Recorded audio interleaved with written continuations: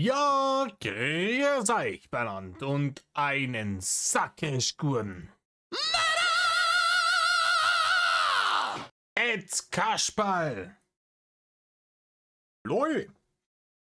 Ja, es war eine sehr gute Idee, diese Nummer anzufangen mit diesen Meinungsvideos. Ich hab da richtig Bock drauf. Ich hab da Freude dran. Ihr auch, hoffe ich zumindest, ne? Sollte so sein. Ihr wollt das haben? Ich hab's oft in den Kommentaren etc. gelesen, dass Sachen kamen wie hier, ja, mal Meinungsvideos von Reini und so weiter und so fort. Euch macht's Bock, mir macht's Bock, da haben wir alle was davon. Wir schauen mal heute. Ich habe euch jetzt hier Nummer 5 mitgebracht, aber jetzt sollte es theoretisch chronologisch gehen, wenn ich alle finde. Und immer noch ne, beim Spiegel Lord of Odyssey. Droppt da mal ein, schaut mal vorbei. Und wir sind jetzt bei Nummer 5, dauert 14 Minuten. Also abgezogen Spiegel, Intro, Spiegel, Lord, Intro und Outro sind wir dann bei 13 Minuten. Es geht um Haaröl, Leute. Es geht um Haaröl. Und das mag jetzt für einen oder anderen vielleicht paradox klingen, weil ne, Reini ja jetzt nicht unbedingt dafür bekannt ist, so ne, Haaröl zu brauchen. Die Kritik war eher oft bei ihm, dass die fettigen Zoten vielleicht auch mal häufiger ein wenig Wasser und vielleicht ein Shampoo hätten sehen sollen.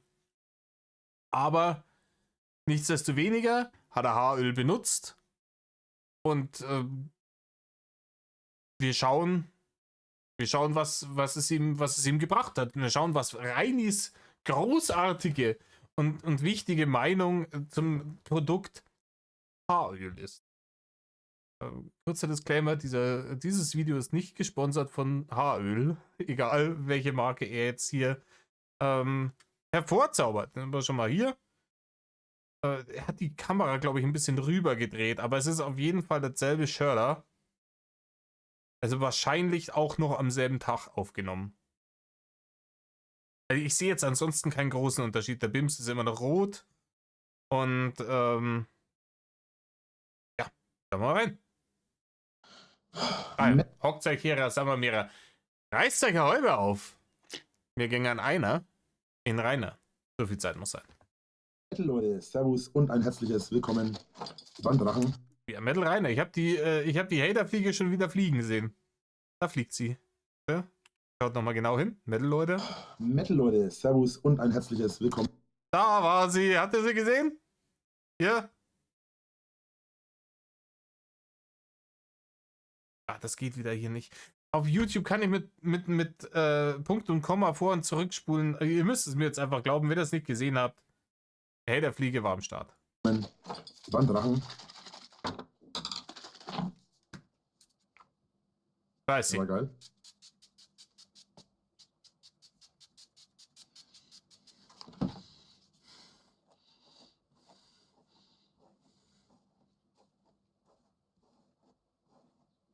Ich wollte es jetzt kritisieren, aber mir ist gerade gekommen,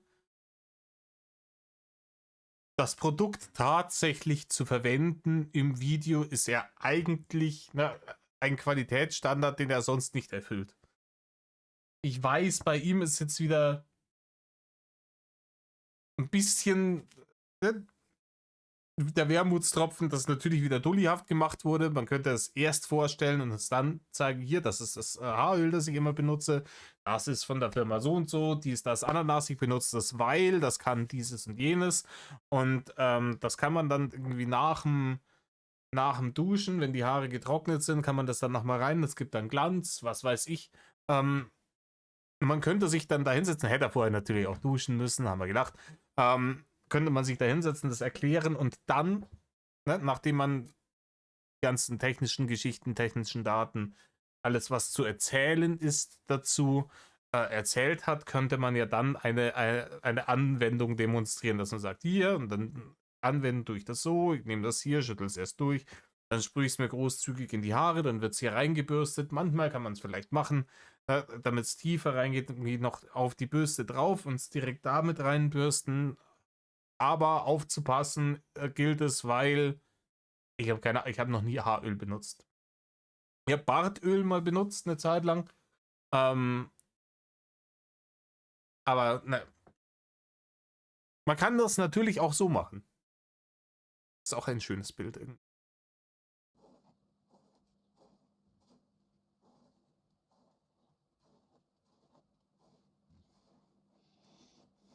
Ja, du bist Chauché, aber Rainer, davon wird der auch nicht weniger schief geschnitten, der Irokese.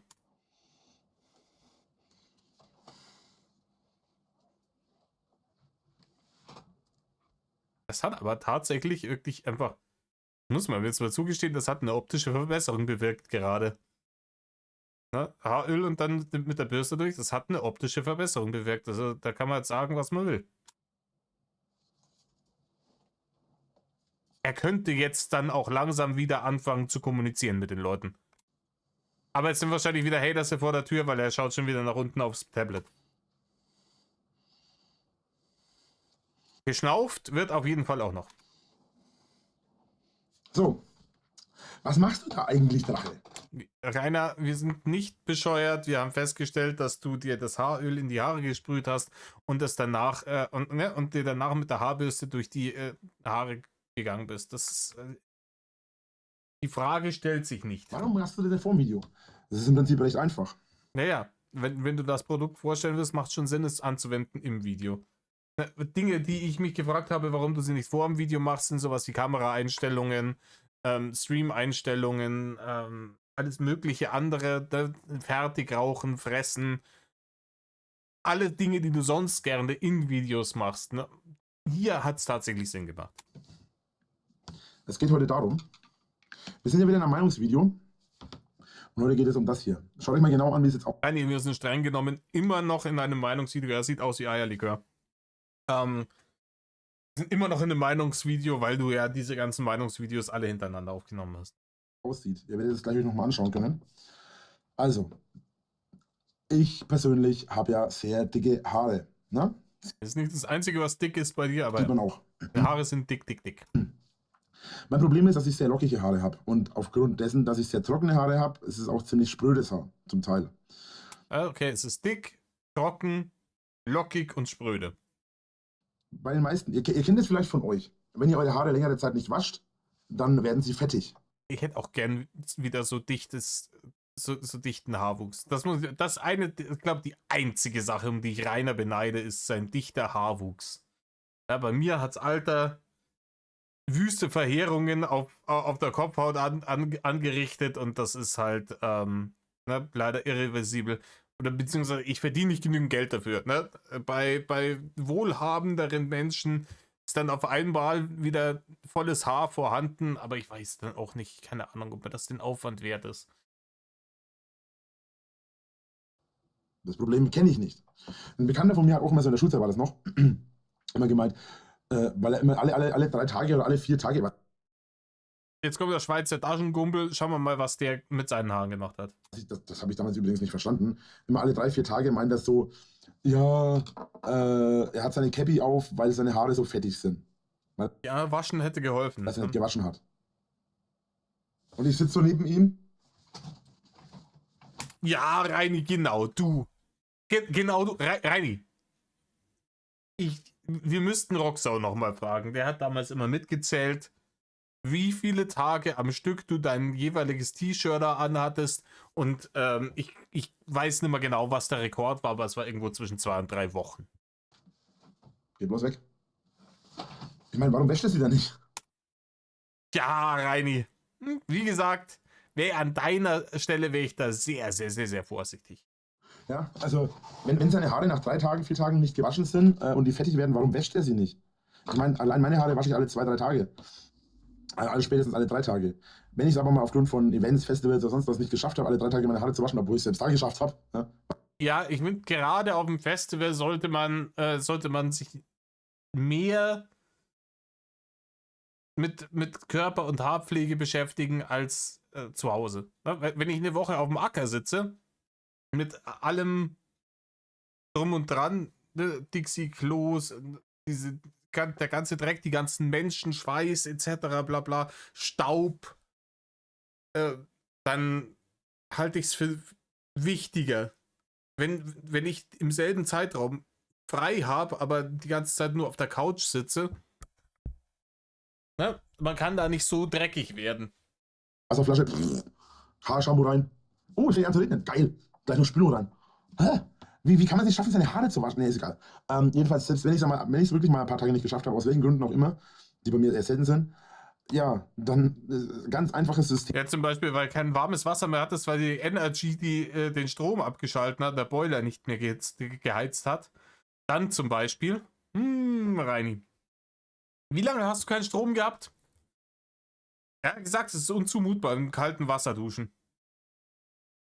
Man geht einfach her und baut die Scheiße, Rainer. Und wäscht sie. Aber angeblich sind sie dann so fettig. Das ist bei mir aber nie der Fall gewesen. Meine Haare wurden noch nie, oder ich habe noch nie gemerkt, dass meine Haare fettig werden. Im Gegenteil. Ja. Reini, wir haben das gemerkt.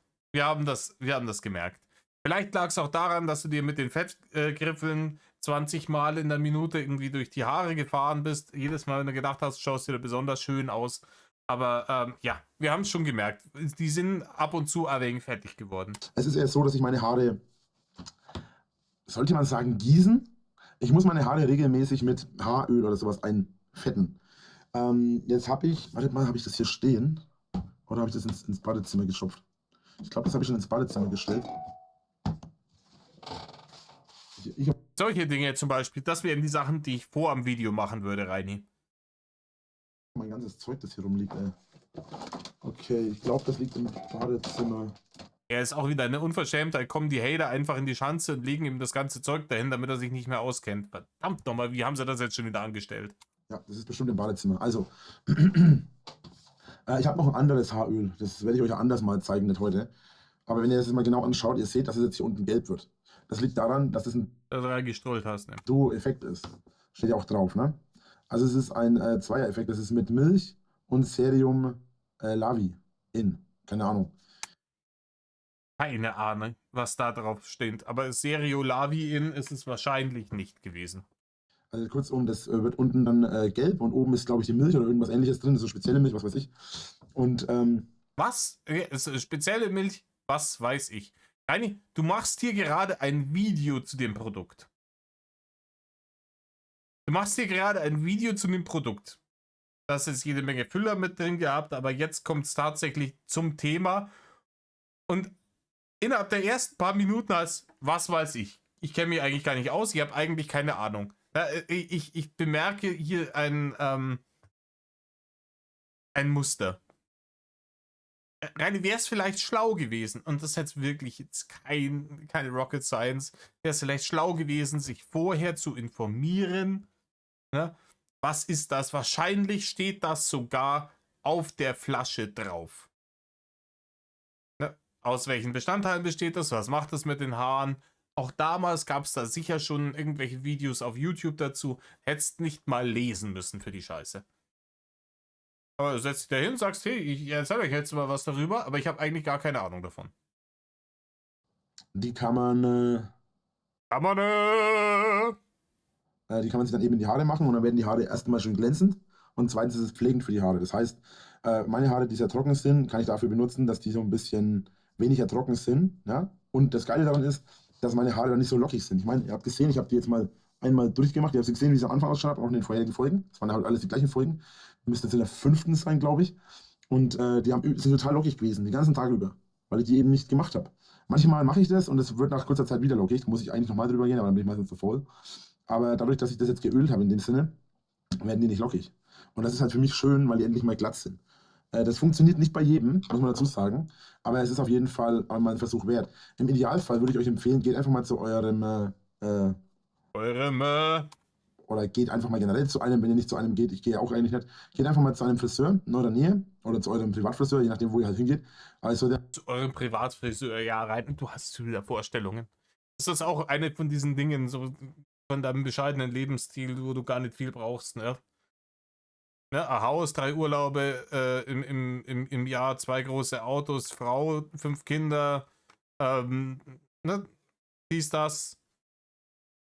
Und Privatfriseur, der muss schon auch drin sein dann. Ne? Er will ja nicht viel. Jemand mit einer Ausbildung sein, der sich eure Haare mal anschaut und euch dann empfehlen kann, was ihr für Produkte benutzen solltet. Mir wurde damals Haaröl empfohlen, das habe ich damals gemacht. Das war noch mit meinen langen Haaren. Und nachdem ich die dann lang hatte, Quatsch, und als ich das dann benutzt hatte, war dann plötzlich mal meine Haare ganz in Ordnung. Der Grund, warum ich mir damals die langen Haare abgeschnitten habe, war ja unter anderem, dass die Spliss hatten, dass die porös waren und dass die einfach kaputt waren. Ja, Reini, weil du sie halt nicht gepflegt hast. Weil du eben kein Haaröl reingemacht hast. Reini, du hast sie nicht einmal gekämmt. Ich war mal mit einem in der Klasse, der hat das auch nicht gemacht. Ja, seine Haare einfach nicht gekämmt. Der hatte auch lange, lockige Haare. Aber der hat das absichtlich gemacht, weil der wollte irgendwie so Naturrest machen. Ja. Er hat am Ende ausgesehen wie Tingeltangel Bob. Aber ist ja sein Bier. Reini, du warst einfach zu faul, eine Haarbürste in die Hand zu nehmen, einmal am Tag und da durchzugehen. Und du warst auch einfach zu faul, dir deine Haare ordentlich zu waschen und zu pflegen und deswegen sind die dann kaputt gewesen. Das war der Hauptgrund, warum ich sie abgemacht habe. Aber der Grund, warum die kaputt waren, war jetzt nicht, dass ich da irgendwie. Reini, du hast sie nicht gepflegt und sie sind verfilzt. Keine Ahnung, der Grund war jetzt nicht, dass ich da halt einfach die ungepflegt hatte, sondern ich habe die einfach nicht genug gepflegt, beziehungsweise ich hatte. Ja, ich habe hier meine Haare, die sind kaputt gegangen, So, zum aber Beispiel. nicht, weil ich es nicht gepflegt habe, sondern einfach nur, weil ich es nicht genug gepflegt habe. Rainer, was ist denn dann gepflegt? Hast du einen Homer Simpson gemacht? Hast einen Vogel auf den Kopf gesetzt und gesagt, hier, Elefanten frisch. Da ist der Vogel von alleine reingeflogen gekommen. Nicht genutzt. Weil die Fensterscheiben schon wieder entglast waren. Und das ist halt schlecht. Und weil ich halt nie zum Friseur gegangen bin, sondern meine Haare halt einfach habe wuchern lassen, wie sie waren und halt gewaschen habe und halt auch Shampoo und Spülung benutzt habe, aber halt auch kein Glisco zum Beispiel, sondern einfach ganz normales Shampoo, Axe und so weiter vor allem, war das ein Problem. Axe, Shampoo, ich wusste gar nicht, dass die auch Shampoo machen. Ich hätte gedacht, die machen nur Duschgel. Und wenn du das als Shampoo benutzt hast, wundert mich dann eher nicht, dass dann deine Haare kaputt gegangen sind davon. Tja, und jetzt habe ich das und seitdem habe ich sind meine Haare wieder echt gut. Aber Reini, ich hätte gedacht, das hast du schon seit, als du noch lange Haare hattest, hast du es doch von deinem Friseur empfohlen bekommen. Das hast du gerade vorher erzählt. Und jetzt sagst du, dass du es erst jetzt hast und seitdem jetzt deine Haare besser sind. Was jetzt war. Coole ist, meine Haare sind weicher, als sie je zuvor waren. Aha, also ob sie jetzt so Ja, dann passen sie zu der Birne, aus der sie rauswachsen, Digga. sind, ob sie jetzt so sind oder ob sie jetzt trocken sind oder sonst was. Meine Haare waren noch nie weicher. Meine Meinung zu so Haaröl. Ich habe ja verschiedene Haaröle schon benutzt in meinem Leben. Dass ich das damals gemacht habe mit dem Friseur, das war noch, als ich lange Haare hatte. Wann war das? 2012, 2013 irgendwann. Und da war die Sache die, dass ich die so benutzt habe. Die Sache ist die. Das hatte ich auch schon lange nicht mehr. Die Sache ist die. Letzten Endes, Rainer. Ding. Hat dann angefangen und, also kurz bevor ich die abgeschnitten habe, war das. Und ich habe dann in dem Zeitraum, in den 5, 6, 7 Jahren, die ich jetzt das mache, immer wieder verschiedene benutzt. Haaröle generell, also generell so Pflegeprodukte sind immer schwierig. Es ist alles schwierig, Rainer. Es ist immer schwierig. Aber, also es gibt Pflegeprodukte. Ich überlege gerade, wie ich den Satz anfange, weil ich das alles Ja, Rainer, in dem Fall, da wir ja schon in einem der vorherigen Videos festgestellt haben, dass freies Sprechen jetzt nicht unbedingt deine Kernkompetenz ist, ja, aufgrund von einer vielleicht kognitiven Beeinträchtigung, wäre es vielleicht schlauer gewesen, dir zumindest Stichpunkte aufzuschreiben, worum es da geht. Ja? einfach. Pflegeprodukte für Haare und generell Pflegeprodukte sind immer sehr ein schwieriges Thema, finde ich. Weil ich bin der Meinung, wenn man zu viel von dem Zeug verwendet, ist man irgendwann darauf angewiesen. Und das mag ich nicht. Ja, Reini, das aber auch, ich weiß es nicht, es kommt halt immer drauf an. Jeder Mensch ist ja anders. Der eine neigt eher zu fettigem Haar, der andere eher zu trockenem Haar, etc. Dementsprechend braucht doch jeder andere Pflegeprodukte. Es kann aber auch sein, dass irgendeiner sagt mir vollkommen, Wayne, ich rasiere mir die Rübe, ich bin nicht eitel, dann laufe ich halt so rum, dann kann ich mir das Thema sparen. Das ist halt von Person zu Person immer unterschiedlich. Ich benutze so wenig wie möglich von dem Zeug und so selten wie möglich. Aber ich benutze zum Beispiel das hier fast jeden zweiten Tag. Aber das ist halt auch etwas, was meinen Haaren halt auch gut. Ich benutze es so wenig wie möglich und so selten wie möglich, aber ich benutze es jeden zweiten Tag. Das ist so ungefähr wie, ich habe heute den ganzen Tag noch gar nichts gegessen. Klammer auf, außer 5000 Kalorien zum Frühstück. Um 12 Uhr mittags. Und Ja.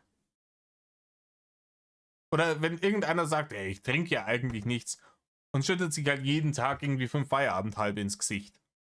Und das merke ich auch. Meine Haare sind fester als je zuvor. Also hier. Die sind fester als je zuvor. Sie sind glatter als je zuvor.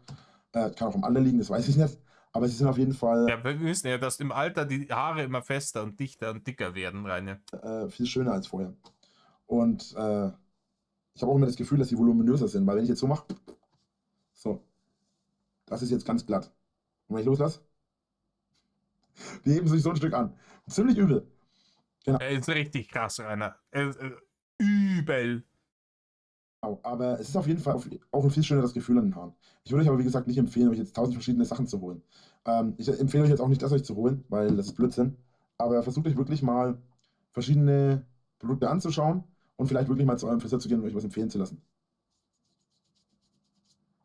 Ich habe auch schon die verrücktesten Gerüchte und Geschichten gehört. Ich wollte eigentlich meinen Schnauzer rasieren, ne? Bevor ich schneiden, bevor ich weitermache. Ich habe schon die verschiedensten und verrücktesten Rainer, wenn der juckt, genauso wie bei den Haaren, dann ganz heißer Tipp, wäre Waschen vielleicht mal angesagt. Geschichten gehört. Zu Haargel, Haaröl, Haarmittel und so weiter. Ja, wenn du viel davon benutzt, dann fallen dir die Haare aus. Ja, ob das wirklich stimmt? Ich habe Ja, weiß ich auch nicht. Ich glaube, da kommt es auch drauf an. Aber was ich gehört habe, ist halt, viel Färben ist scheiße für die Haare wohl. Aber ich weiß nicht, ob dir die Haare ausfallen, wenn du zu oft hier so ein Haaröl benutzt. Glaube ich eher nicht. nie besonders viel davon benutzt. Ich habe zwar Haargel benutzt eine Zeit lang und habe auch noch welches da, aber ich benutze es erst selten. Ich benutze Haaröl, aber auch erst selten. Ey, im Übrigen, Haargel, da ist ein großer Fan davon. Erinnert ihr euch noch an, das war in der Tiggity-Toggity-Staffel, da wo richtig Barneknappheit geherrscht hat. Aber da hat Rainer, war der Meinung, okay, ich habe kaum genügend Kohle, um was zu fressen zu haben. Und ich muss jeden Tag hoffen und bangen, genügend betteln zu können, um im scheiß Hotel zu wohnen. Und dann hat er sich hier so grün gefärbtes Haargel gekauft, damit er sich schön im Streben die Haare grün färben kann. Das Einzige, was ich regelmäßig benutze, ist mein Duschgel. Also beziehungsweise das ist auch kein Duschgel, sondern Haarwaschmittel, Zeug, Shampoo, Digga. Shampoo. Gedöns. Ihr wisst, was ich meine. Gedöns, richtig. Ja. Das ist Shampoo für die Haare so. Ich benutze das halt für den ganzen Körper. Es ist Shampoo für die Haare. Aber wenn ich mir schon die Haare wasche, dann kann ich das gleich auch ganz machen. Deswegen benutze ich nur noch das. Weil bloß Haare waschen mache ich nicht. Entweder ich dusche ganz oder gar nicht. Wobei, Ja, Kackduschen hast du vergessen, Rainer. Kackduschen hast du vergessen. Weil ich bezweifle, dass du jedes Mal, wenn du Kackduschen gehst, dir auch die Haare wäschst. was ich mache, ist, dass ich mir nicht jedes Mal, wenn ich dusche jeden Tag, zweimal manchmal sogar, bestimmte Leute Wie er grinst, ja. auf meinem Kanal, die regelmäßig zuschauen, wissen, was ich mit mehr als zweimal meine. Aber, oder Ja, das kommt halt dann vor, wenn man sich die komplette Verdauung mit High-Processed Schlangenfraß zerstört hat, ne? Und praktisch nur noch schaumigen Sondermüll absondert, dann kann das halt schon mal passieren, dass man häufiger am Tag auf den Lokus muss, ne? mehr als einmal meine, aber mindestens einmal am Tag dusche ich. Ich tue mir jetzt aber nicht jeden Tag die Haare waschen, weil auch das macht die Haare kaputt. Und da hilft dann auch das Haaröl nichts mehr. Also, kurz zusammengefasst. Haargel, ich wollte jetzt Haaröl und Haargel sagen und habe Haargel gesagt. Ja, man hätte es auch rausschneiden können, Rainer, aber es ist ja hier, soll ja ein bisschen trashiges Format sein, der gehört ja zum Konzept. Das neue Produkt oder Haaröl? Nee. Haaröl ist meiner Meinung nach ein gutes Produkt, wenn man sich eine gute Firma raussucht. Ich habe jetzt Garnini Fructis genommen, benutze das auch immer. Unverschämtheit, da fährt ja schon wieder einer draußen vor der Schanze vorbei. Seufz. Auch das, Rainer, auch sowas kann man rausschneiden. Gut, auf jeden Fall benutze ich das auch immer. Rainer, das ist ein 14 Minuten Video. Du kannst das wirklich einfach danach irgendwie ein Schneidprogramm laden und dann sagen, okay, hier, ne? Ganz am Anfang hat er sich noch die Mühe gegeben, sich in den Videos selber Tipps zu geben, was er dann, ja, wann er was rausschneiden soll. Da hat er immer dann gesagt, wenn er sich verzettelt hat mit irgendwas, hat er gesagt, Rainer, schneid das raus, damit er es dann beim Schneiden auch wieder findet. Rainer macht doch das weiter. Aber das Problem, ne? Wenn das aufgenommen ist, Content. Content ist wichtig. Jede Minute bringt Barne. Wenn ich das rausschneide jetzt als Reini, komme ich vielleicht unter die 10 Minuten, kann ich wieder keine Midrolls schalten, dann gibt es wieder weniger Barne. Und muss auch sagen, ich bin eigentlich zufrieden damit. Ich habe, wie gesagt, auch schon andere Öle benutzt, auch von Graninis und so weiter und auch von Schwarzkopf und ich weiß nicht, was noch alles. Muss aber sagen, ich bin davon echt nicht begeistert. Ich habe auch viele Produkte, jetzt müsst ihr natürlich sagen, ne, das ist doch was für Frauen. Nee, Rainer, was Haaröl heißt und nicht Mijiöl. Leck mich. Das ist von wegen was für Frauen. Niemand hat das gesagt. Rainer, du hast dir gerade in deinem eigenen Kopf diesen Vorwurf gemacht und argumentierst jetzt dagegen. Begreifst du das? Es ist ein Du Produkt. bist da. Ganz alleine. Das Teil ist genderneutral. Ja, auch wenn vielleicht For Women draufsteht. Das ist überhaupt drauf. Natürlich nicht, Rainer, weil ich verrate so ein Geheimnis. Männer haben auch Haare auf dem Kopf. Hier steht übrigens sogar extra für trockene Haare. Nur so als Info am Rande. Das checkst du jetzt. Die Flasche ist halb leer, Digga. Dreifache Wirkung. Kraftaktivität. Man merkt ja wieder, Lesen ist ein Hater. Lesen ist ein absoluter Hater. Dann denkt er sich, oh, die Info finde ich ja auf der Flasche, die ich gerade suche. Na, die Flasche in der Hand und merkt, ach scheiße, der Film muss ich ja lesen. Ja, okay. Da steht halt die Info auf der Flasche, aber dann könntest du genauso gut, keine Ahnung, wo stehen. Ne? Vollkommen wurscht. Könnt ihr mir auf dem Rücken stehen, könnt ihr genauso gut lesen. Übrigens sind sehr viele Frauen neidisch auf meine Haarpracht. Ja, aber das ist wohl auch das Einzige, worauf die neidisch sind. Genauso wie bei mir. Wie gesagt, dein Haarwuchs, muss ich eingestehen, beneide ich dich drum. Ich hätte auch gern noch so volles Haar, aber alles andere an deiner Existenz ist definitiv nicht beneidenswert. Wenn ich jetzt gerade die Seiten abrasiert habe. Und selbst dann meistens noch. Völlig banal, aber gut. Ich glaube, das hier ist sogar tatsächlich komplett schon genderneutral. Ja, Reini, wenn du es jetzt noch länger anstarrst, erwartest du dann, dass sich der Text selbst vorliest? Genderneutral. Halt doch die Schnauze, Rainer. Das beschissenes Haaröl. Den Haaren ist das vollkommen egal, aus welchem Kopf sie wachsen. Aber viele Sachen, die ich kaufe oder viele Produkte, die ich benutze, das ist ja für Frauen. Sorry, hat das Ding Möpse und einen Arsch? Nee, sorry. Das Teil, Entschuldigung, ne? Also nicht, dass ich jetzt Frauen auf Möpse und Arsch reduziere. Doch, Reini, für dich ist genau das. Möpse, Arsch und Mischi. Wurstfach und dergleichen. Das ist das, worum es dir geht, Reini. Ansonsten sind dir Frauen vollkommen egal. Ich sag dir auch warum, weil sie nicht du sind. Der einzige Mensch, der dich interessiert und jemals interessiert hat, bist du.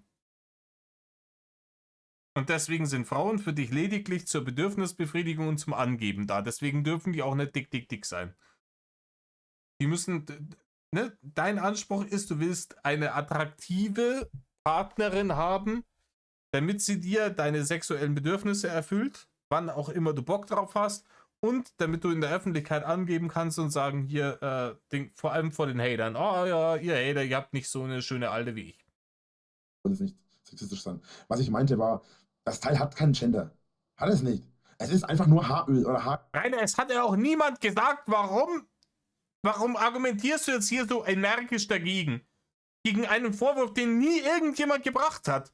Da hat einfach irgendeine Firma For Women draufgeschrieben. Punkt. Mehr ist das nicht. Es spielt absolut keine Rolle, ob das jetzt für Männlein oder für Weiblein oder für Weiblein ist. Es ist genderneutral. Das ist genauso, wie wenn ich jetzt auf mein Milchprodukt draufschreibe. Ja, Rani, wir haben es langsam begriffen. For Man. Dürfen nur Männer trinken. For Man. Steht nur für Mann drauf. Boah, sowas kann ich immer gar nicht ab so. Da. Gleichberechtigung und so. Und dann kommen sie mit sowas, weißt du? Das ist auch so. Da krieg ich auch. Was hat denn das jetzt mit Gleichberechtigung zu tun? Ich meine, zum Beispiel, es macht ja auch oft mal Sinn, gerade bei Kosmetikprodukten, dass man hier For Man oder For Woman sagt, keine Ahnung, weil hier nehmen wir Rasierer, in der Regel für eine ganz andere Area geplant sind, ne? Das ist ja, dann kannst du ja den Rasierklinge, ne, dementsprechend anders designen, sodass es für die Körperregion, in der man sie anwendet, besser geeignet ist, ne? Und da wäre es jetzt schon wichtig, zu sagen, hier will ich dann einen Pensi oder eine Migi damit rasieren zum Beispiel, ne? So ein Hals, ey. Nee, also mir ist es völlig egal, ob da For Man oder For Woman draufsteht. Ich benutze das, weil es mir hilft und weil es was bringt. Und ich gerade aussehe wie ein Mammut. Nee, Rainer, du siehst aus wie ein Oger. Das ist es. Du siehst aus wie ein Oger, jetzt gerade im Moment ausnahmsweise mit schönen Haare. Meine komischen Trolle hier. Aber das hast du jetzt auch schon wieder kaputt gemacht. Jetzt siehst du wirklich aus wie ein Oger. Jetzt nicht mehr mit schönen Haare, sondern mit Vogelnest. Von die Elvis-Tolle. Nein, Rainer. Das ist keine Elvis-Tolle, das ist eine Dulli-Tolle.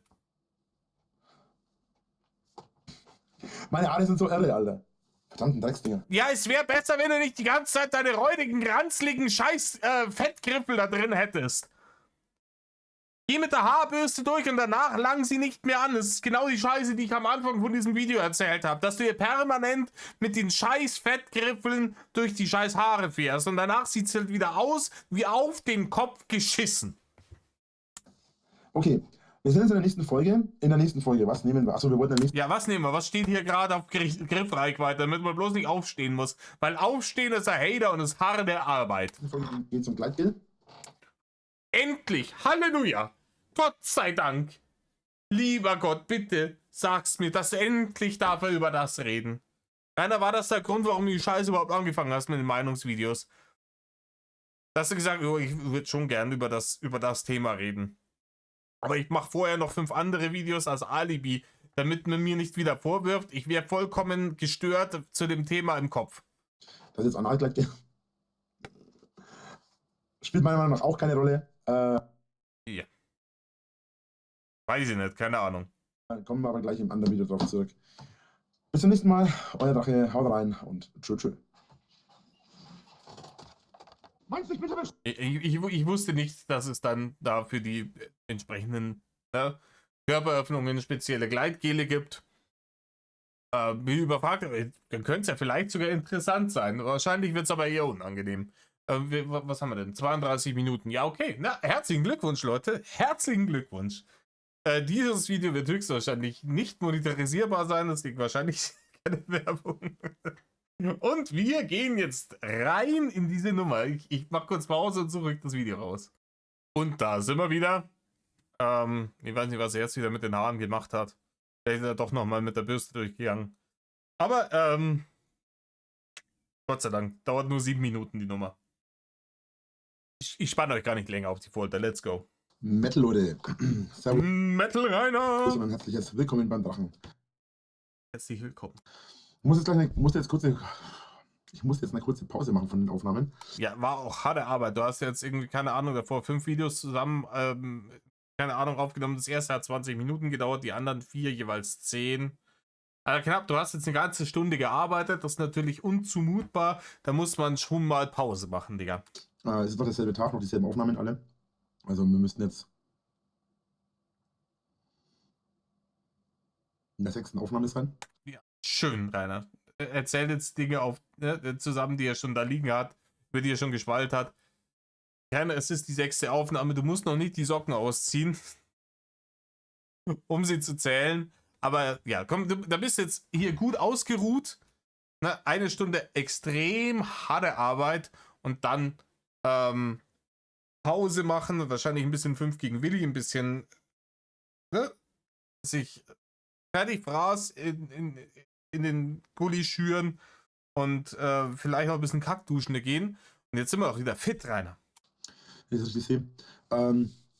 Genau, ich muss jetzt kurz auch noch was machen, weil so ein Vollidiot, der vorhin schon da war und eine riesen Fresse hat, solange ich hinterm Tor bin. Aber eine ganz kleine Schnauze, aber sich den Arsch ablacht, wie so ein Kleinkind, so ein Behinderter. Und nichts gegen Behinderte. Sich dann auf den Boden schmeißt und sich den Arsch ablacht über seine eigene Dummheit, über seine eigene Schwäche. Naja, gut. Wir möchten das Thema hier nicht ausbauen, deswegen lassen wir es hier auch. Ja, dann hätte ich es erst gar nicht angesprochen. Und Reini, wir sind jetzt hier ganz am Anfang. Du hast noch nichts zu dem Thema gesagt, über das du reden willst. Na? Wir hatten das jetzt schon häufiger. Aufnahme beenden, Aufnahme löschen, Aufnahme starten. Metal, Leute, ich erzähle euch heute was über Gleitgel. Gleitgel ist heute unser Thema und meine Meinung. Jetzt haben wir natürlich ein Bioprodukt. Das ist ja wenigstens irgendwas, wo man sich theoretisch auskennt, ne? Ich muss dazu sagen, ich achte eigentlich bei sowas wie Gleitgel absolut null auf Bio. Du achtest bei überhaupt nichts auf gar nichts, Rainer. Ja vollkommen wurscht. Vor allem frage ich mich, bei Gleitgel Bio, werden da sonst normalerweise Tiere drin verarbeitet oder was? Rein auch Tierprodukte sind Bio. Ne? Kann auch Bio-Hähnchen kaufen und Bio-Käsknacker und dergleichen. Das hat nichts damit zu tun, ob das, was du meinst, ist vegetarisch oder vegan. Das wäre, ich weiß nicht, ob bei Bio-Kosmetik Tierversuche legal sind, aber Digga, Reini. Gerade bei Gleitgel und Reini und Tierversuch, weiß ich nicht, Digga. Aber gut, keine Ahnung, damals war Timmy der Wahl noch nicht irgendwie am Strand gelegen. Und ich glaube, Pferd Blue war schon ne, in die ewigen Jagdgründe geritten. Dementsprechend keine Gefahr. Die Ratten in der Schanze, die waren zu schnell. Bio ist ja nicht gleich pflanzlich, ne? Das hast du richtig erkannt. Dann erklär mir mal, warum du es vorher gesagt hast. Aber Bio bedeutet im Normalfall, Dass es Bio ist, Rainer. Ich kann dir auch nicht alle Kriterien nennen, die notwendig sind, um ein Produkt als Bio labeln zu dürfen, aber ob Fleisch drin ist oder nicht, definitiv kein Kriterium, das weiß ich. Made with Love in Germany. Gemacht mit Liebe in Germany, Deutschland. Aha. Bio bedeutet im Normalfall nur, dass halt Produkte, wiederverwendbare Produkte oder so verwendet werden. Ich weiß nicht genau, Ja, das ist wiederverwendbares Gleitgel, Rainer. Das kratzt du dann raus mit so einem Spacht. Hey, komm, geh mir weiter. Bio sich zusammensetzt. Keine Ahnung. Habe ich mich nie mit beschäftigt, um ehrlich zu sein. Aber ja. Wir sind wieder beim selben Thema. Ich habe keine Ahnung, ich habe mich nie damit beschäftigt, aber ich erzähle euch jetzt mal 7 Minuten was darüber.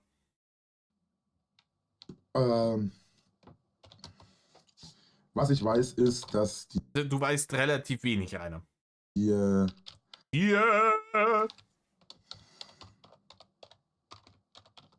Was ich weiß, ist, dass ich da keinen großen Unterschied bisher gemerkt habe. Also, ich benutze ja Gleitgel für verschiedene Sachen, sowohl mit meiner Freundin als auch allein.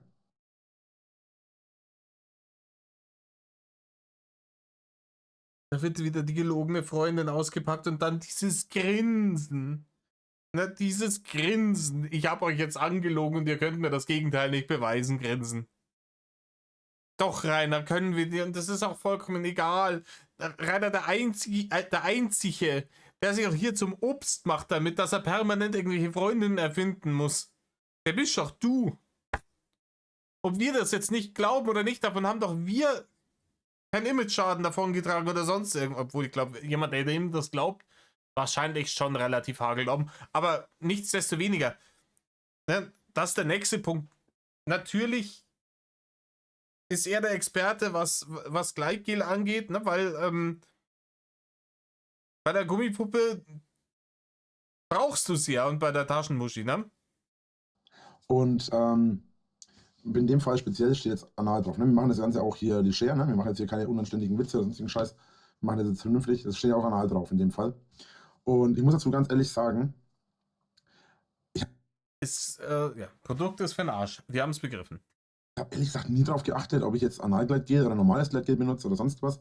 Ja, ich weiß auch nicht, ob man da jetzt einen krassen Unterschied machen muss. Was ich dazu sagen muss, dass ich gerne Aquagleitgel benutze, also Gleitgel auf Aquabasis, auf Wasserbasis, weil ich nämlich auf Ölbasis weiß, dass nichts besonders angenehm ist. Erstens mal, das werde ich jetzt nicht genauer ausführen. Es ist für bestimmte verschiedene Es ist besser, dass du es nicht genau ausführst. Jeder von uns hat einen besseren Tag dadurch.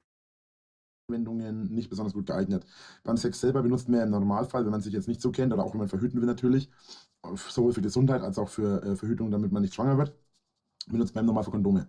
Und soweit ich informiert bin. Ja, im Normalfall, Rainer, aber dass das auch nicht irgendwie so dein Lieblingsthema ist, ne, Gummis und dergleichen, das haben wir in diversen Bärchen-Leaks von dir mitgekriegt. Dass da immer wieder das Thema aufkam und du da überhaupt gar nicht so Bock drauf hattest. Ich weiß nicht, ob die extra kleinen Kondome irgendwie teurer sind als die normalen. Vielleicht liegt es daran, dass er sich die Ausgabe sparen wollte. Ich kann es euch nicht sagen, aber das war schon häufiger Thema irgendwie bei den Bärchen. Noch dazu kann er ja mit Gummi seinen komischen Schwangerschaftsfetisch nicht ausleben. Kann auch sein, dass ich mich täusche, aber soweit ich informiert bin, ist das Problem, dass auf Ölbasis basierende Gleitgele, nicht alle, aber manche können das Kondom auflösen. Oder Reini, ein Kondom ist bereits vorher mit Gleitgel ausgestattet. Man soll überhaupt gar nicht mehr dazu nehmen, das steht auch auf jeder Packung drauf, das wüsste man, wenn man des Lesens mächtig wäre, dass zusätzliches Gleitgel eigentlich nicht empfohlen wird. Ne? Allein schon, damit es dir nicht vom Dödel rutscht. für zu hohe Hitze beim Sex sorgen. Ja, ist klar. Kennt nicht, dass dann hier zum Rauchen anfängt, denkt man sich, habe ich Herdplatte angelassen? Ah nee, ich war einfach zu krass. Er ballert die Kurven zu krass, nicht nur mit dem Audi, sondern auch beim Bimsen. Ja, und dann verbrennt der Gummi. Dann riecht es so nach verschmortem Gummi, wie wenn einer so ein Burnout draußen auf der Straße gemacht hat. Ne? Und dann denkt man sich, ja, verdammte Axt, dann hätte ich nur lieber nochmal irgendwie Amasso oder 2 Gleitgel mit dazu. Was für die Frau und auch für den Mann sehr schnell unangenehm werden kann. Deswegen muss man immer aufpassen, was für eine Art von Gleitgel man benutzt. Man muss natürlich auch aufpassen, ich glaube, bei Ölbasis-Produkten ist es noch viel wichtiger als auf Wasserbasis-Produkte. Ja, sonst fangen die Flammen. Ne? Dann schießen der Lady irgendwie 3 Meter weit die Stichflammen aus der Mischi raus. Ne? Das ist, man aufpasst, ob man jetzt anal oder vaginal, also normales Gleitgel oder anales Gleitgel benutzt. Weil ich glaube, bei den Ölprodukten muss man da wirklich ein bisschen aufpassen, weil die anders verarbeitet sind. Bei den auf Wasserbasis sind die mit Sicherheit auch anders verarbeitet. Meistens sind die die auf Ölbasis sind anders verarbeitet als die auf Wasserbasis. Das ist richtig. Ne? Das ist in der Beschreibung drin. Ne? Andere Dinge drin sind, werden sie anders verarbeitet. Soweit ich informiert bin, sind, soweit ich weiß, die auf Anal, ne, für Analsex, sind die meistens mit einem mit einer höheren Gleitfähigkeit ausgestattet, weil vaginal ist im Normalfall nicht so viel zusätzliches Gleitgel nötig. Aber bei vaginal ist es definitiv. Das kommt immer ganz drauf an, ne? Das kommt auch auf den Erregungszustand drauf an. Und ich nehme stark an, dass bei jemandem wie dir das Problem vaginale Trockenheit wahrscheinlich häufiger gegeben sein würde. Bei Anal ist es halt definitiv nötig, weil Anal herrscht ja keine natürliche Schmierung, sage ich jetzt mal. Sagen sich wahrscheinlich die Hater alle den Arsch ab darüber, ne? Es gibt nichts, was mir ferner liegen würde. Weil es alles kleine Kinder sind. Nein, Rainer, der Film ist jetzt gerade schon wieder in deinem Kopf abgelaufen.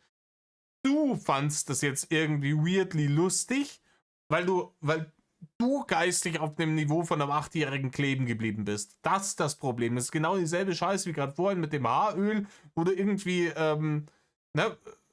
für Männer, für Frauenprodukte irgendwie umeinander diskutiert hast. Du diskutierst mit dem Kaschball in deinem eigenen Kopf. Jeder, der bei den Ausdrücken übrigens lacht, ist ein kleines Kind. Nur ja.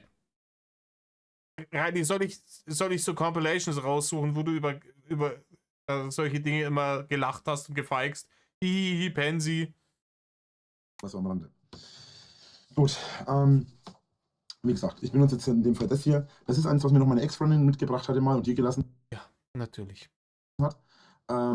Und ich habe noch verschiedene andere, auch auf Wasserbasis basierend, weil ich, wie gesagt, die auf Ölbasis nicht mag. Ich weiß jetzt aber gar nicht, das hier müsste auch auf Wasserbasis sein, ne? Renner, das musst du doch wissen, du hast es doch gekauft und du magst doch die auf Ölbasis nicht.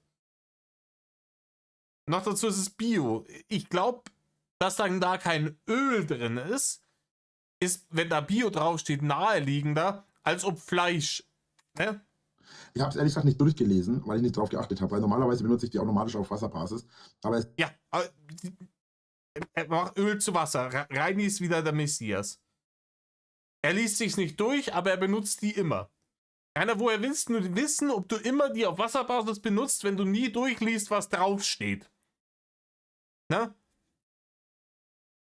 Weil du, Achtung, Wortwitz, Analphabet bist. Vielleicht hat er deswegen das Gleitgel gebraucht. Vielleicht pumpt er sich das in die Ohren, in der Hoffnung, dass er danach lesen kann. Das ist die gleiche Firma, die ich immer benutze.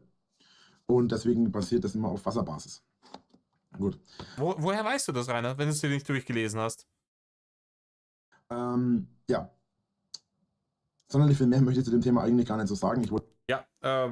Video dauert noch 2 Minuten. Das nochmal ansprechen. Also meine Meinung zu Ist richtig cool. Schmeckt nicht nach Red Bull wahrscheinlich. Gleitgel, speziell jetzt Oder ist da Thymian drin?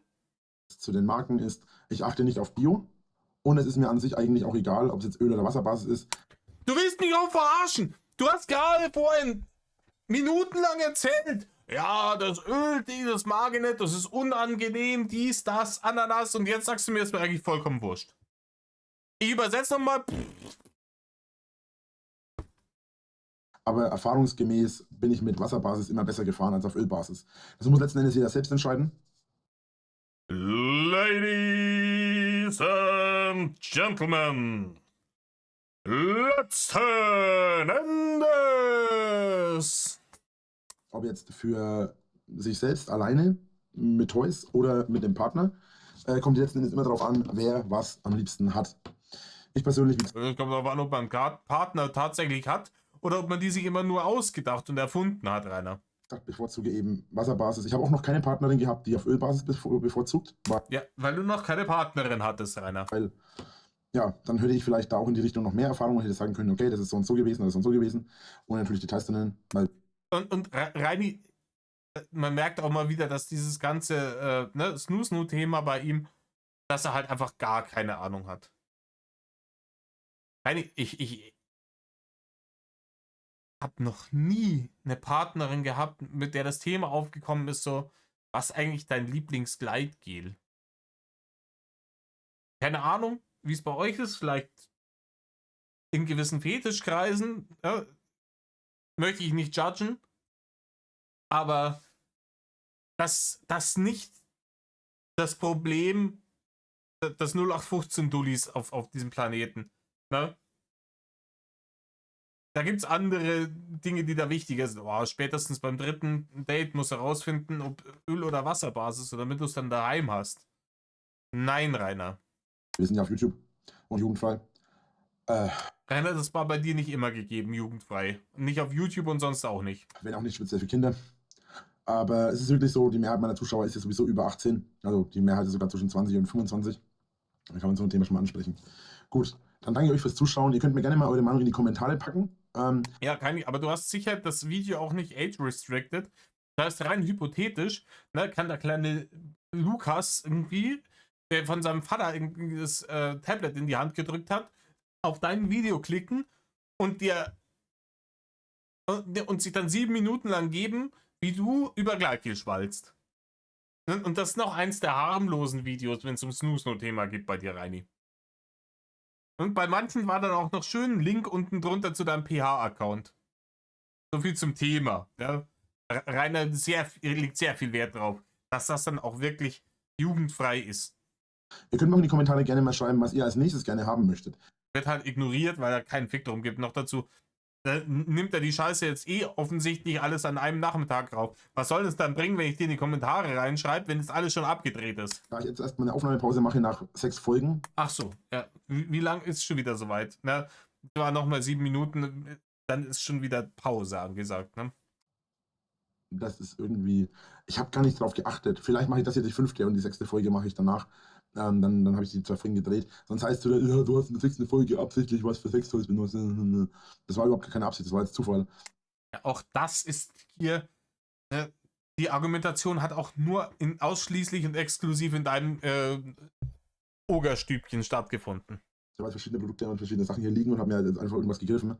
Und im Übrigen, dass er jetzt auf diesen Plan kommt, bestätigt meiner Meinung nach meine Theorie vom Anfang, ne, dass er gesagt hat, hey, ich will über das Thema reden und ich mache jetzt vorher ein paar Alibi-Videos, damit es nicht so offensichtlich ist, dass ich einfach ein vollkommen pervers gestörter bin, der an nichts anderes denkt, den lieben langen Tag, als Knoppers, Knoppers und immer wieder Knoppers.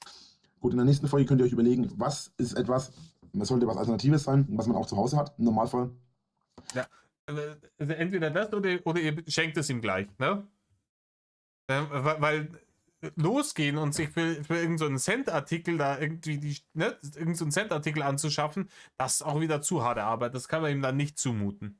Was für Produkte möchtet ihr, dass ich als nächstes mal in meinem Video anspreche und euch meine Meinung dazu sage? Dann danke ich euch fürs Zuschauen. Ich hoffe, ihr seid beim nächsten Video mit dabei. Bis dahin, euer Drache. Jetzt hätte ich fast was gesagt, was mir den Kanal gejuckt hat. Ja, ganz ehrlich, jetzt hätte ich fast was gesagt, Leute. Und haut rein. Tschüss. Ist der blöd. Haare. Kommt noch mal Spiegellord-Outro. Wir sind bei 50 Minuten. Suchen wir mal. Nummer 7. Mal schauen, ob er dasselbe Shirt dann noch anhat. Ob es derselbe Tag ist.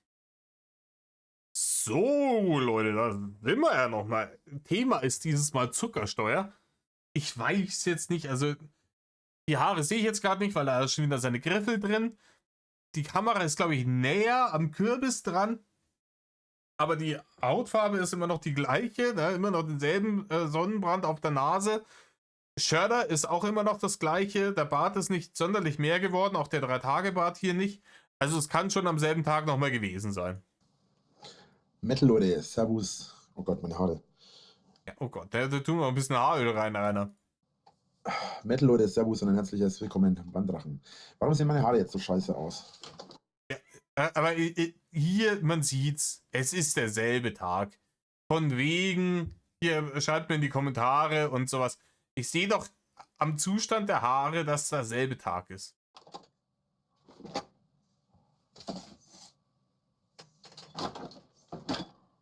Na? Hä, wo ist meine Haarbürste? Ach, da. Warum liegt die auf der rechten Seite? Weil du sie ja vorher hingelegt hast, dass du das Video gemacht hast zum Haaröl, Rainer.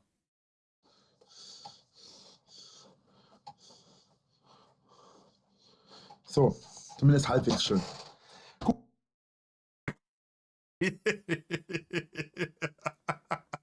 Wunderschön, Rainer. Wunderschön. Bist der schönste Mensch auf dem Planeten. Gut, ja, Leute. Ein herzliches Willkommen erstmal beim Drachen. Und heute wieder ein Meinungsvideo. Du hast Metal, Leute, vergessen, oder?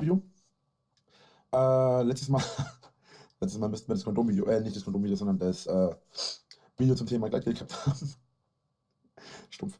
Aber gut, was soll's. Wie gesagt, das ist ein Flash-Format. Heute geht es um ein Zuckerstreuer. Ach, Zuckerstreuer. Ich habe Zuckersteuer gelesen, bin ich auch schon dumm. Und zwar nicht um irgendeinen Zuckerstreuer, sondern um einen, wo man es so auskippen kann. In welchem Café hast du den mitgehen lassen, Rainer? Hast du im Backoffice einfach eingesteckt? So, und was genau ist jetzt da meine Meinung dazu? Ja, ich platze vor Spannung, was deine Meinung zum Zuckerstreuer ist, Digga. Ey, kontrovers kann dir schwierig werden, oder? Das ist im Prinzip recht einfach. Es gibt ja diverse Möglichkeiten, Zucker in irgendwas zu lagern, um ihn später Divers sind ja auch nur, sind es dann Möglichkeiten, Rainer? für Kaffee, Entschuldigung, der war flach. Milch oder andere Sachen zu benutzen. Oder besser gesagt für Kaffee, für Tee oder ähnliches. Ja. Ich tue zum Beispiel in meinen Kaffee und meinen Tee gar keinen Zucker rein. In Tee, wenn ich krank bin, manchmal vielleicht ein bisschen Honig. Ja, aber dann gibt es Leute, die in der Regel so zwischen 1 und maximal 3 Stücke Zucker in ihren Kaffee reintun. Und Rainer, dann gibt es dich, der erst zufrieden ist, wenn die Viskosität des Kaffees so eher an Erdöl gleicht vor lauter Zucker. Ne? So eine, keine Ahnung, so eine Melasseartige Masse. Ne? So ein Ding wird das dann. Ich persönlich bevorzuge tatsächlich sowas. Also sprich eins, wo man auskippen kann. Weil das ist eigentlich eine Ja, warum eigentlich, Rainer? gute Frage. Wieso eigentlich? Ich bevorzuge das deswegen. Es ist auch wurscht, ne? Manchmal hat er dann einfach seine Würfelzucker da, manchmal hat er es dann. Irgendwann ist er dazu übergegangen, sich die halt im Sack zu kaufen, den Sack einfach stehen zu lassen, weil er ist in 3 Tagen leer, angeschissen. Weil ich persönlich finde, dass man es auf die Art und Weise besser dosieren kann. Normalerweise. Nein, Rainer. Echt jetzt? Also dieser Zuckerstreuer, der darauf ausgelegt ist, dass immer nur maximal eine bestimmte Menge Zucker auf einmal rauskommt. Damit kann man es besser dosieren.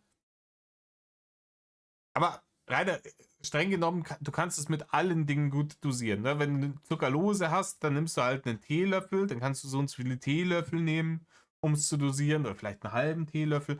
Und die Würfel, die sind vordosiert, mehr oder weniger. Das alles, du kannst nicht besser oder schlechter dosieren, du dosierst es halt anders. Bevorzuge ich Zuckerwürfel. aber wenn ich keine Zuckerwürfel habe, sondern normalen raffinierten Zucker, Raffinat Wenigstens eins in dem Haus, was raffiniert ist, Rainer. Zucker, oder wie das heißt, keine Ahnung. Der heißt Raffinadenzucker oder sowas. Auf jeden Fall bevorzuge ich dann sowas. Einfach deswegen, weil man kann es viel leichter dosieren, wenn man es auskippt. Und es gibt ja Tausende und Abertausende von verschiedenen Formen von diesen Dingern. Ich habe schon welche gesehen, die haben einfach einen flachen Deckel, aber haben vorne so eine kleine Kappe drauf. Und wenn man den einfach auskippt, dann geht der Deckel hoch und es kippt raus. Aber da kann man es nicht richtig dosieren. Man kippt dann einfach rein, da kann ich genauso gut die Tüte aufmachen und reinkippen. Ja, Rainer, aber dann müsste man halt einfach, keine Ahnung. Erstens kommt aus der Tüte mehr raus und es ist halt dann, dass ein kleines Loch ist, dann tust du halt, man muss schon ein bisschen Fingerspitzengefühl haben. Ne? Wenn man ein bisschen einschätzen kann, wie süß man die Scheiße haben will und jetzt nicht irgendwie das allererste Mal Kaffee trinkt, ne? Dann weiß man ungefähr, so und so viel Zucker brauche ich. Das ist jetzt nicht die Riesenwissenschaft. Dann habe ich welche gesehen. In meinem Fall ist es jetzt so, dass es relativ kurz ist. Ich habe aber schon welche gesehen, die sind genauso lang. Ja. Ja, Rainer, bei dir ist relativ kurz. Ne? Okay, das ist auch relativ lang im Vergleich. Ich habe schon welche gesehen, die wirklich bis ganz nach unten gehen. Im Vergleich mit was, Rainer? Die wirklich am Boden des Ganzen nur so viel übrig lassen oder so viel übrig lassen. Und dann kann man das immer rauskippen. Der Nachteil davon ist, wenn der kürzer ist, der Nachteil davon, wenn man das auskippen will und der Zucker schon halb leer oder so ist, dann bekommt man es nicht richtig raus. Und das persönlich finde ich auch immer ziemlich ungeil. Darüber hinaus kann man natürlich Löffel, normalerweise auch den Zucker einfach mit Löffel in den Kaffee packen. Finde ich persönlich auch ungeil, weil, ich weiß nicht, einmal muss man immer einen Löffel zur Hand haben. Ja, bei Rainer, man benutzt den Löffel auch zum Umrühren. Oder wie machst du das, dass sich dann der Zucker auflöst? Oder schmeißt du ihn einfach nur rein und der setzt sich dann unten ab? Oder ist es einfach so, du machst die Tasse mit Zuckerrand voll, dann ist es auch wurscht, dann brauchst du nicht mehr umrühren? Der nach Möglichkeit trocken ist, weil, also wenn ich jetzt alleine bin, so, ne, da habe ich auch kein Problem damit, mit meinem nassen Kaffeelöffel da rein zu tunken. Das ist ein Problem, das ich noch nie hatte. Rainer, es ist ein Problem, das ich legit noch nie hatte. Das sagt, ja, jetzt brauche ich aber mal hier so einen Teelöffel, aber trocken muss er auch noch sein, oder wird schon schwierig. Ich habe eine Besteckschublade. Die Dinge, die da drin sind, die sind alle trocken. Und sauber. Aber das Problem ist, wenn ich den Kaffeelöffel da rein tunke, erstens einmal ist es total widerlich, weil dann immer alles am Löffel klebt und das mag ich überhaupt nicht. Ja, das macht aber bei dieses Kraut nicht fett. Und zum anderen ist das Problem immer, wenn man das so macht und man hat dann mal Gäste, dann müssen die mehr oder weniger den angesapperten Zucker nehmen. Und Ja, es wäre asozial, aber du hast ja nie Gäste. Ne? deswegen mag ich das nicht. Deswegen kippe Du kannst ja hier die Kuchenkinder, die draußen gekommen sind, kannst ja die mal zum Kaffee einladen. ich den Zucker lieber um. Und ist auch besser für die Gäste, schätze ich mal. Vor allem in der Zeit von Corona ist es auf jeden Fall sinnvoll, wenn man eine alternative Lösung hat, als mit einem nassen, angelutschten Löffel dann auch noch in den Zucker zu tunken, damit die ganze Scheiße dann auch noch im Zucker, also am besten dann noch nicht nur am Zuckerwürfel, nicht nur am Löffel, sondern auch noch am besten. Jetzt ist er komplett derailed wieder.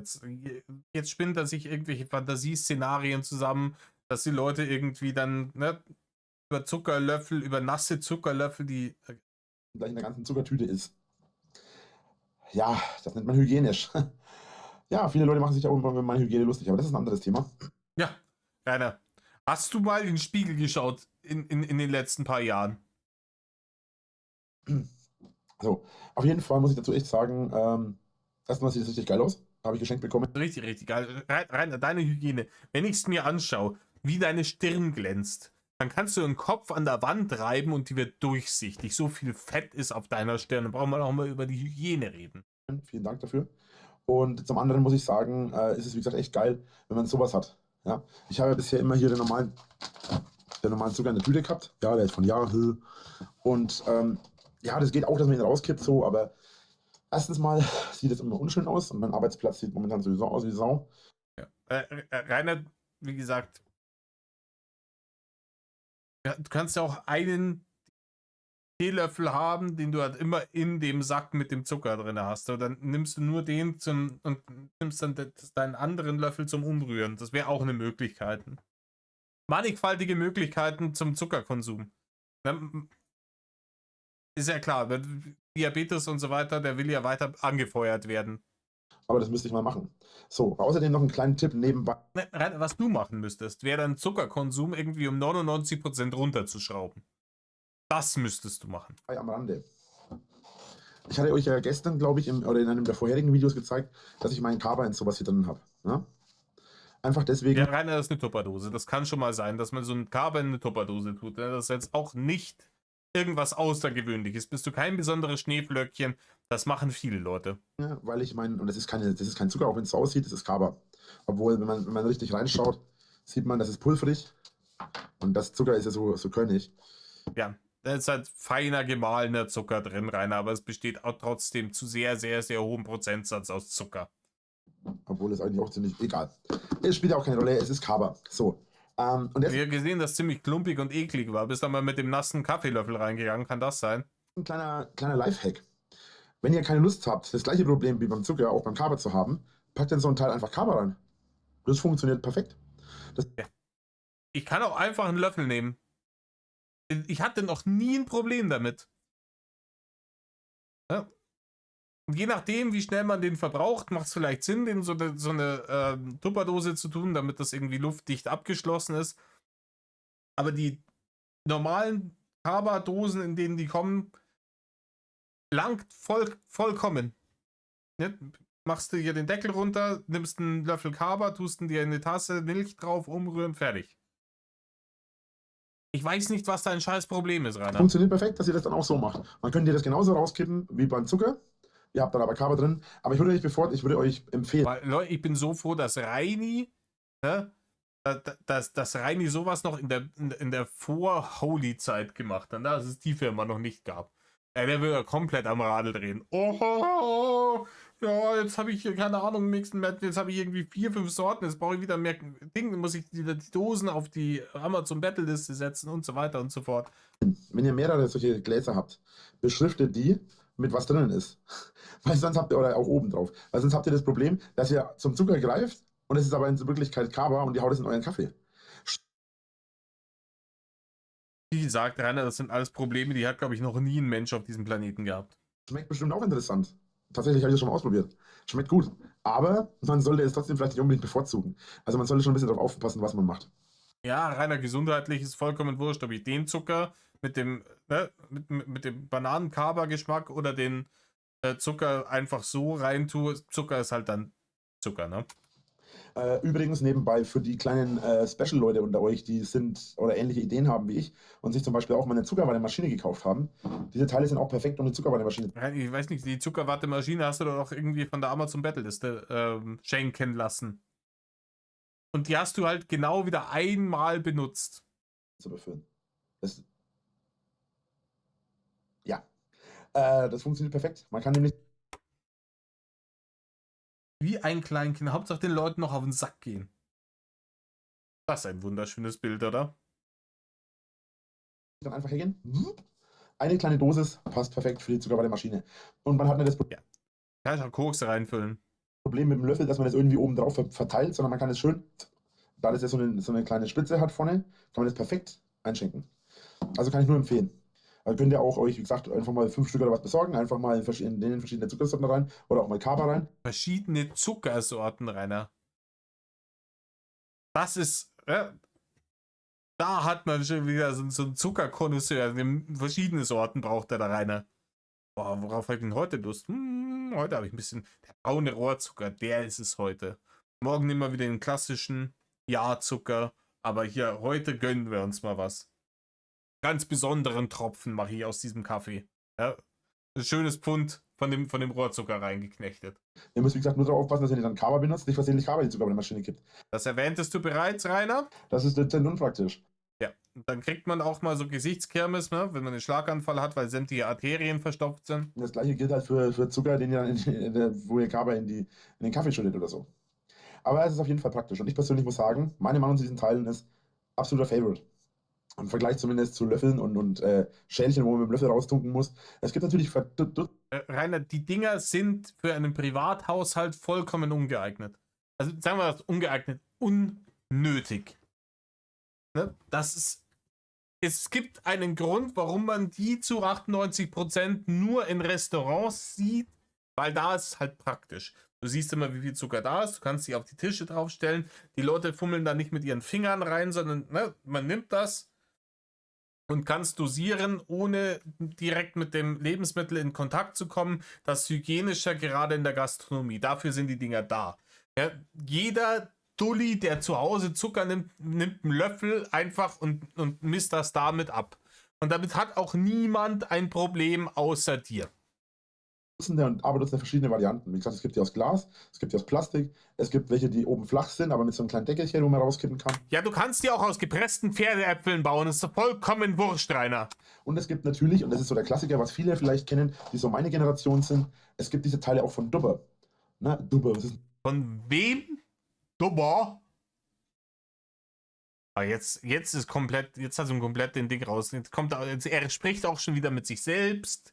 Dubber jetzt wieder? Ne? Das wissen jetzt die Jungen wissen das vermutlich noch gar nicht. Nein, Rainer, das heißt Tupper, nicht Dubber. Wobei mittlerweile ja eigentlich alles, was so, ne, diese Fischhalle-Dinger, sowas hier, ne? Das ist Dubber. Noch dazu hat sich das nicht fränkisch angehört, was du gerade gesagt hast. Das war eher so ein bisschen tiefstes Erzgebirge, oder? Dubber. Hey, schau mal die Tupperdose für den Zucker. Ist das sogar Tupper? Genau, ist sogar offiziell Tupperware. Sowas nennt man Tupperware. Da ist der Wohlstand ausgebrochen in der Schanze. Und heutzutage wird, glaube ich, aber alles, was so eine Art hier, ne, so, was solche Verschlüsse hat, wird, glaube ich, heutzutage alles Tupperware genannt. Ja, Rainer, google mal, was das Wort Gattungsbegriff bedeutet. Ja?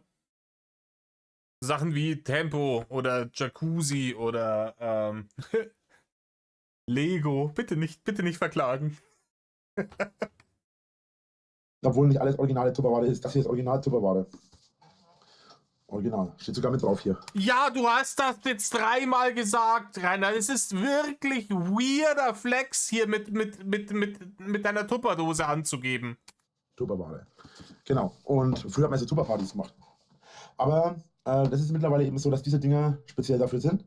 Aber heutzutage hat man ja... Mittlerweile ist das so, ne, dass so eine Tupperdose speziell dafür ist, dass man da was reintut. Da ist solche verschiedene Sachen. Und da gibt es von den Original-Tupperwaren von früher, gibt es so einen kleinen Behältnis. Ich habe das auch noch irgendwo rumliegen, ich weiß nicht wo, aber ich habe leider die Behälter dafür nicht mehr. Da gibt es dann einen roten oder einen orangen und einen blauen, die kann man dann in so eine Ding zum Rumtransportieren benutzen. Und dann kann man die eine Milch und die andere Zucker reinpacken. Die habe ich leider, wie gesagt, nicht mehr und habe auch einen Deckel. Dann kann man einfach den Deckel vorne hochklappen, dann bleibt der vorne oben. Und der hat dann hinten so einen Hebel. Und wenn man da reinklickt, dann ist es drinnen. Kann man rauskippen, wieder zumachen. Da ist halt Ich check überhaupt nicht, was er da meint, aber auch wieder irgendeine unnütze Scheiße. der Nachteil, es hat halt keine Dosierungsform. So, es hat keine Dosierungsform und deswegen keine Möglichkeiten, irgendwas in die Richtung zu machen. Ja, das halt, keine Ahnung, wenn ich eine 2 linke Hände mit 10 Daumen habe, Corpus Claudius, dann kann ich das auch dosieren, ohne dass ich irgendwie in der Maschine dafür bauen muss. Nein, es geht hier darum, Zucker in Kaffee reinzutun. Das ist nicht so, dass du irgendwie, ne? Du brauchst hier nicht irgendwie den gefährlichsten Zaubertrank in scheiß Hogwarts, wo jeder kleinste Tropfen von irgendwas katastrophale Folgen hat. Ja, es geht darum, Zucker in seinen scheiß Kaffee reinzupacken. Dass man da irgendwie, keine Ahnung, das Ganze dann irgendwie dosiert. So, in der nächsten Folge geht es um... Es geht Ja, wenn es geht, dann schauen wir uns das auf jeden Fall an, aber nicht mehr heute. Wir haben die Pflichtstunde erledigt. Ich werde jetzt schon wieder matt. Handyhalterung. Und meine persönliche Handyhalterung, weil mein Handy ja so riesig ist. Ne? Das ist ein richtiges Monster, Rainer. Gute Aukitel Survival Handy. Ganz spezielle Handyhalterung, Rainer. Ganz, ganz toll. Also die meisten Handys heutzutage sind ja ziemlich groß und meins ist dann noch dazu ziemlich schwer und breit. Und wie ich mit meinem Handy halt zufrieden bin. So, dann danke ich euch fürs Zuschauen. Ich hoffe, ihr seid in der nächsten Folge wieder mit dabei. Bis dahin, euer Drache, haut rein und wir sehen uns hoffentlich beim nächsten Mal. Tschüss.